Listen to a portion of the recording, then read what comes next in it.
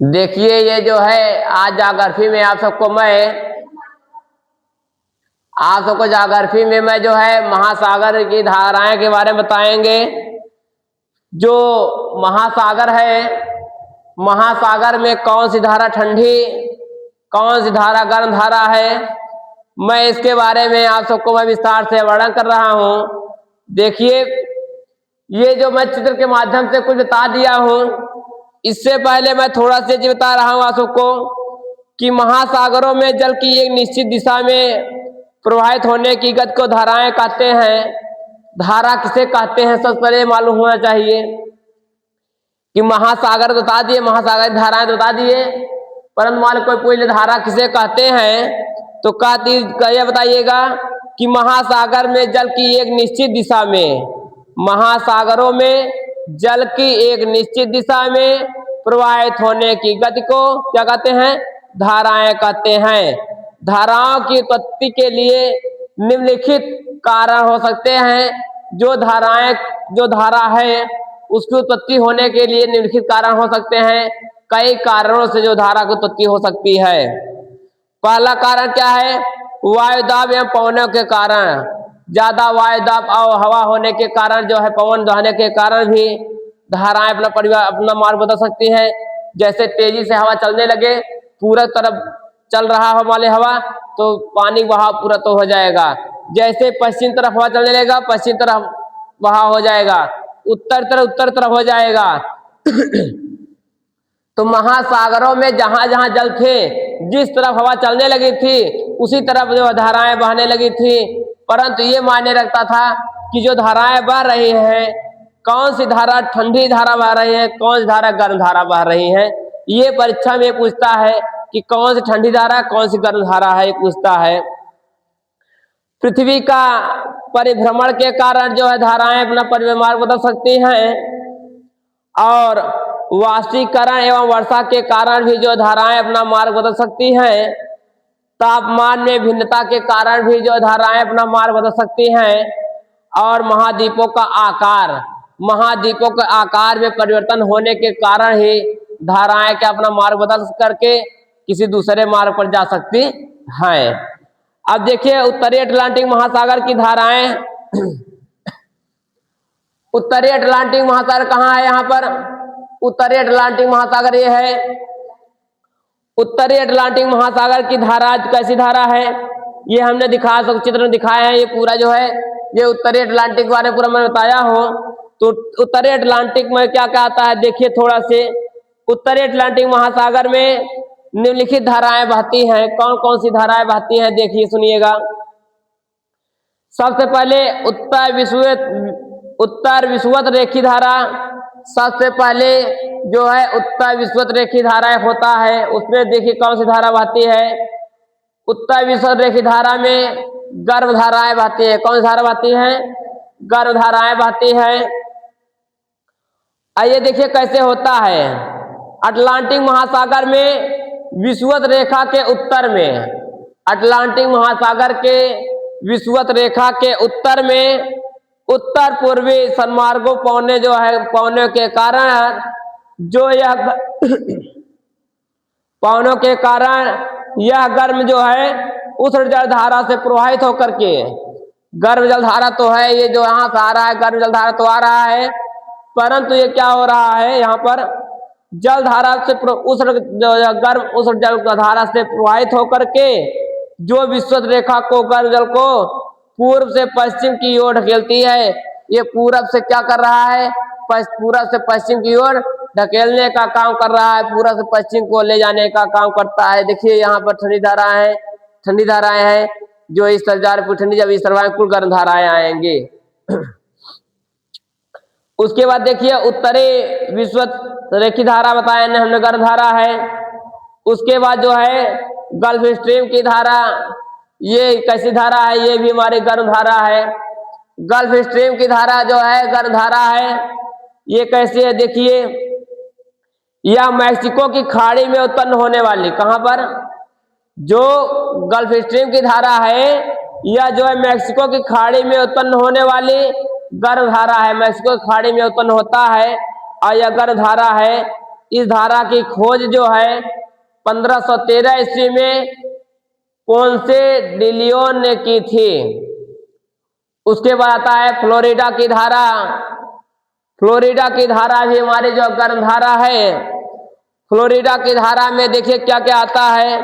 यह जो उत्तरी अटलांटिक महासागर में बहने वाली धारा है, यह जो उत्तरी अटलांटिक महासागर में बहने वाली धारा है हमारा फ्लोरिडा की धारा। कैसी धारा है ये? गर्म धाराएं हैं। उत्तरी अटलांटिक की धारा ये भी गर्म धारा है। ये कहां से बहता है? देखिए उत्तरी अटलांटिक की धारा, उत्तरी अटलांटिक की धारा जो है गल्फ स्ट्रीम धारा के बाद, गल्फ स्ट्रीम धारा के बाद उत्तरी अटलांटिक धारा बहती है। यह एक गर्म धारा है। और लेब्राडोर की धारा, लेब्राडोर की धारा यह भी जो यह धारा जो है उत्तरी ध्रुव से आने वाली ठंडी धारा है। यह भी उत्तर से ही दक्षिण की ओर आती है, ठंडी धारा होती है। पूर्वी ग्रीनलैंड की धारा, यह धारा जो है डेनमार्क जल संधि से मिलकर, ये जो पूर्वी ग्रीनलैंड की धारा है यह धारा जो है डेनमार्क जल संधि से निकल करके ग्रीनलैंड के पूर्वी किनारे से बहती है।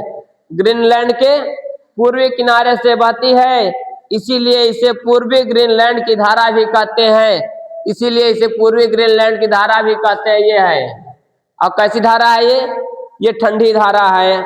नॉर्वे की धारा देखिए, नॉर्वे की धारा यह उत्तरी अटलांटिक धारा के आगे जो है इसके डेनोबिया तट के सहारे बहने वाली यह जो है गर्म धारा है।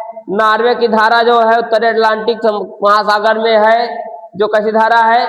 यह जो है गर्म धारा है। उसके बाद कन्नारे की धारा आती है। कन्नारे या कन्नारे की धारा यह जो है यह एक ठंडी धारा है जो उत्तरी अफ्रीका के पश्चिमी तट के सहारे केप वर्ड के पास से होकर दक्षिण की ओर प्रवाहित होती है। यह दक्षिण की ओर क्या हो रही है? यह धारा प्रवाहित होती है। उसके बाद देखिए दक्षिणी अटलांटिक महासागर की धाराएं, ये उत्तरी अटलांटिक के बारे में बताया हमने। उसके बाद दक्षिणी अटलांटिक महासागर की धाराएं, कैसी धाराएं, कौन कौन सी धारा बहती है दक्षिण में? देखिए दक्षिण अटलांटिक महासागर में पहली धारा है दक्षिणी विषुवत धारा। दक्षिणी विषुवतीय धारा यह एक गर्म धारा है जो दक्षिण पूर्व व्यापारिक पवनों से उत्पन्न होती है। दक्षिण पूर्व व्यापारिक पवनों से क्या होती है? ये उत्पन्न होती है तथा यह विषुवत रेखी या भूमध्य रेखा के समानांतर पूरब से पश्चिम की ओर प्रवाहित होती है। यह पूरब से पश्चिम की ओर प्रवाहित होने वाली धारा होती है। अब देखिए दक्षिणी अटलांटिक महासागर की दूसरी धारा ब्राजील की धारा है। कौन सी धारा है? ब्राजील की धारा है। यह जो है ब्राजील की धारा एक गर्म धारा है जो उत्तर से दक्षिण की ओर ब्राजील के सहारे से होकर गुजरती है। उसके बाद आता है फॉकलैंड की धारा। ये दक्षिणी अटलांटिक महासागर में है। फॉकलैंड की धारा जो होती है यह जो धारा ठंडी धारा है जो फॉकलैंड द्वीप में टकरा कर आगे बढ़ती है। और जो फॉकलैंड द्वीप में जो टकरा कर आगे क्या हो जाती है? आगे बढ़ जाती है। उसके बाद आता है दक्षिणी अटलांटिक धारा। दक्षिणी अटलांटिक धारा दक्षिणी अटलांटिक की धारा दक्षिणी ध्रुव से प्रवाहित होती है जो कि एक यह ठंडी धारा है। कैसी धारा है? ये है ना दक्षिणी अटलांटिक की धारा, ठंडी धारा है प्रवाहित होकर के। उसके बाद आता है बेंगुला की धारा। बेंगुला की धारा ये जो धारा है ये बेंगुला की धारा एक ठंडी धारा है जो दक्षिण अफ्रीका के पश्चिम तट के सहारे, ये दक्षिण अफ्रीका है, दक्षिण अफ्रीका के पश्चिम तट के सहारे पश्चिम तट के सहारे की दिशा में प्रवाहित होती है। उसके बाद आता है दक्षिणी अटलांटिक महासागर में की धाराओं में प्रतिविषुवत रेखी धाराएं। प्रतिविषुवत रेखी धाराएं यहाँ पर होनी चाहिए। प्रतिविषुवत रेखी धाराएं यह जो है गर्म धारा है। यह जो है पश्चिम से पूरब की ओर प्रवाहित होने तथा यह एक गर्भधारा भी है, पश्चिम से पूरब की ओर प्रवाहित होती है। यह एक कैसी धारा है? गर्भधारा है। सारगैसो सागर, जो सारगैसो सागर बीच में दिख रहा है, या उत्तरी अटलांटिक महासागर में, या उत्तरी अटलांटिक महासागर में 20 डिग्री से 40 डिग्री उत्तरी अक्षांश तथा 35 डिग्री से 75 डिग्री पश्चिमी देशांतर के मध्य में यह धाराएं स्थित हैं, जो शांत एवं स्थिर जल में है, जहां पर शांत एवं स्थिर जल रहता है। सारगैसो जो है पुर्तगीज भाषा का शब्द है, जिसका शाब्दिक अर्थ होता है समुद्र घास होता है, जिसका शाब्दिक अर्थ होता है समुद्र का घास। हाँ, यहाँ के सागर में एक जल विहीन सारगैसो नामक घास पाई जाती है, जिसको सर्वप्रथम स्पेन के नागरिकों ने देखा था। सबसे पहले जो है स्पेन के नागरिकों ने देखा, तब जाकर उसका नाम रखा सारगैसो का सागर रखा। उसके बाद आता है बरमूडा। देखिए बरमूडा क्या है, इसमें बरमूडा भी आता है। ये जो बना हुआ है बरमूडा की तरह ही बना हुआ है, ऐसी में जो है त्रिशंकु की तरह बना रहता है, त्रिशंकु की तरह ऐसे करके त्रिशंकु की तरह बना रहेगा। ये देखिए क्या है, बरमूडा किसे कहते हैं। बरमूडा की खोज 1503 ईस्वी में जुआन सरमुडेज ने की थी, जुआन सरमुडेज ने की थी, तथा उन्हीं के नाम पर इस स्थल का नाम बरमूडा पड़ा। 1684 ईस्वी में इस पर ब्रिटेन का अधिकार हो गया था। 1684 ईस्वी में जो बरमूडा का है, जो इसमें जो है ब्रिटेन का अधिकार हो गया था। ब्रिटेन जो है इस पर अधिकार कर लिया था। उसके बाद ये जो बरमूडा का विस्तार जो है फ्लोरिडा ब्रिटेन में स्थित बरमूडा था बरमूडा तथा जो है पेंटोरिको को मिला करके आकार एक त्रिभुज के आकार का हो जाता है। बरमूडा हमारा जो है त्रिशंकु का आकार का 3 आकार का है। कैसे होता है इसका बरमूडा का जो आकार है, ये आकार ऐसे आकार दिया गया। बरमूडा का आकार जो है ये त्रिशंकु के आकार का बना दिया गया इसे। ये बरमूडा हो गया।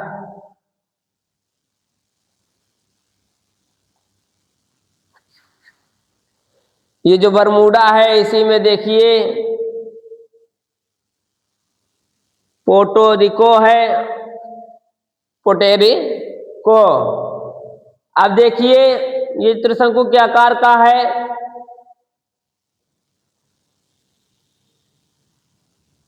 इसीलिए इसे जो है बरमूडा त्रिकोण भी कहते हैं। इसीलिए इसे बरमूडा त्रिकोण भी कहते हैं हम लोग। इसका क्षेत्र जो है 25 डिग्री सेल्सियस, 25 डिग्री से 40 डिग्री उत्तरी अक्षांश तथा 55 डिग्री से 85 डिग्री जो है पश्चिमी देशांतर के बीच स्थित बरमूडा त्रिकोण जो है पश्चिमी देशांतर के बीच स्थित बरमूडा त्रिकोण जो है एक ऐसा ब्लैक होल है जिसके चुंबकीय क्षेत्र से बचकर निकलना मुश्किल है। ये जो बरमूडा त्रिकोण है यह ऐसा चुंबकीय क्षेत्र है जो इसके रेंज में आएगा उसको बचकर निकलना नामुमकिन है, इसलिए कि इसके बीच में जो आता है वो कभी निकल कर नहीं जा पाता है। ऐसा क्यों?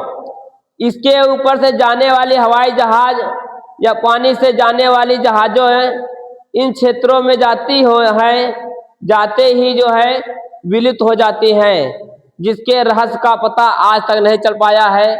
जैसे ही बरमूडा के पास पहुंचता है कोई हेलीकॉप्टर, कोई भी जहाज, कोई भी इंसान, तो जाकर के बरमूडा में समाहित हो जाता है। इसका पता आज तक कोई नहीं लगा पाया है कि ऐसा क्यों होता है। सागर तो है, तो क्या सागर को ऊपर से नहीं जा सकते क्या हम? जैसे ऊपर से जाएंगे फिर भी ये इसी में समाहित हो जाएंगे। आज तक कोई पता नहीं लगा पाया ऐसा क्यों होता है। यह जो है ये जो है ब्रिटेन में है। हाँ, यह एक शैतानी त्रिकोण है। इसे शैतानी त्रिकोण भी कहते हैं कि जहाँ शैतानी, जहाँ शैतान रहते हैं, भूत प्रेत जहाँ रहते हैं, भूत पिशाच, जो अटलांटिक महासागर में स्थित है। यह जो है अटलांटिक महासागर में स्थित, कहाँ स्थित है? अटलांटिक महासागर में स्थित है। हाँ, शैतानी त्रिकोण। इसका पहली बार उल्लेख द्वितीय विश्व युद्ध के दौरान अचानक जहाजों का क्षेत्र, इस क्षेत्र से गायब हो जाना समाचार के माध्यम से आया। पहली बार जब इन्होंने यहाँ से, कैसे मालूम चला कि यहाँ से गायब होते हैं? जब द्वितीय विश्व युद्ध होने लगा, द्वितीय विश्व युद्ध होते समय यहाँ से जहाजे, बरमूडा से जहाजे जब गमन करने लगे, जैसे ही बरमूडा के सामने पहुंची वैसे जहाजे गायब हो गई। तब जाकर जो है मीडिया वालों ने दिखाया कि इस क्षेत्र से जो जाएगा, जो भी चीज जाएगा वो वापस नहीं आ पाएगा। अटलांटिक महासागर में स्थित इस क्षेत्र में जब कोई भी जहाज यहाँ या वायुयान पहुंचता है तो उस जहाज के या वायुयान के रेडार वायरलेस तथा कंपास यंत्र ठीक से काम नहीं करते हैं, जिसके कारण जहाजें यहाँ दिशा विहीन हो जाती हैं। जब वहां पहुंचते हैं तो वहां वायुयान के रेडार का वायरलेस जो होता है वो काम करना बंद कर देता है। जैसे ही काम करना बंद कर देता है, वैसे ही क्या होता है, वो जहाजें वहीं जाकर के नष्ट हो जाती हैं। ये रहा है आप सबके जो है महासागरीय धाराओं के बारे में बताया हमने। फ्लोरिडा की धारा बताया हमने। उसके बाद प्रशांत महासागर आता है। प्रशांत महासागर में कौन कौन सी धाराएं बहती हैं इसे कल बताएंगे आप सबको हम। जहां न समझ में आया हो आप सबको पूछिएगा।